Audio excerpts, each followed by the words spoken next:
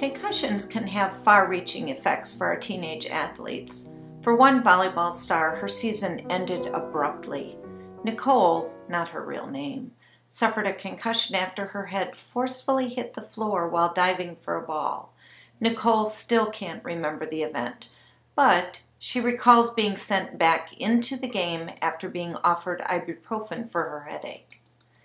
As a pediatric nurse practitioner caring for children and teens with headaches, I am confronted with people like Nicole who come to clinic reporting daily crippling headaches.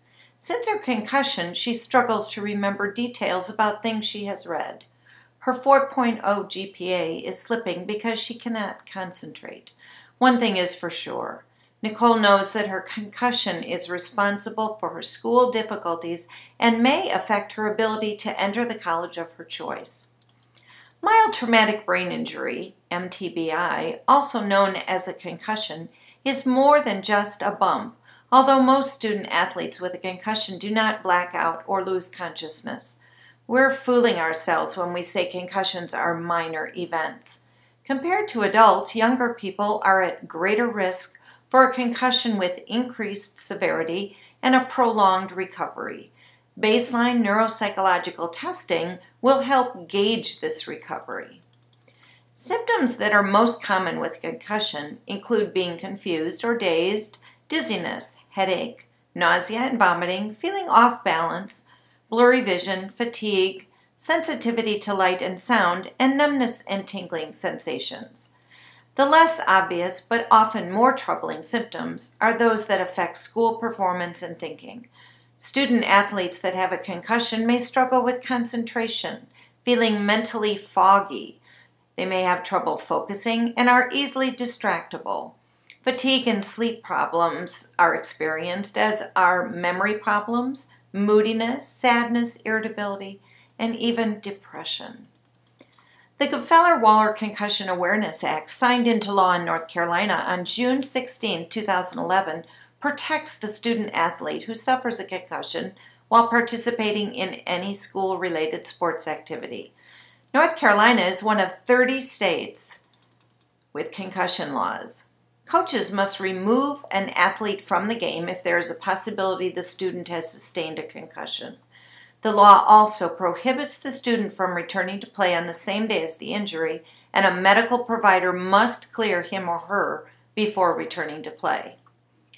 MTBI statistics published by the CDC show that from 2001 to 2009, there has been a 57% increase in the number of emergency department visits for concussion from sports and recreation activities.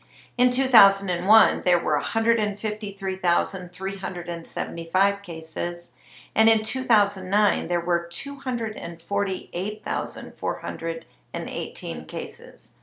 For youth who are 19 years of age and younger, football injuries rank second only to bicycle injuries for causing concussions. According to the North Carolina High School Athletic Association, for the 2010-2011 school year, 212,289 high school students participated in school-sponsored sports activities. Statistics tell us that about 2 of every 1,000 students sustain a concussion playing sports, and 6% of these athletes go on to suffer prolonged cognitive or emotional effects. If your child is one of these injured athletes, your life is profoundly affected too. All high school athletes must pass a pre-sports physical. In addition, getting computerized neuropsychological testing before sports participation can provide a baseline picture of a student's thinking abilities. This testing evaluates intelligence, problem-solving skills, attention, concentration, working memory, and information processing speed. It is inexpensive and takes only 20 to 30 minutes. If a concussion occurs, getting repeat neuropsychological testing can help determine whether the athlete can return to play.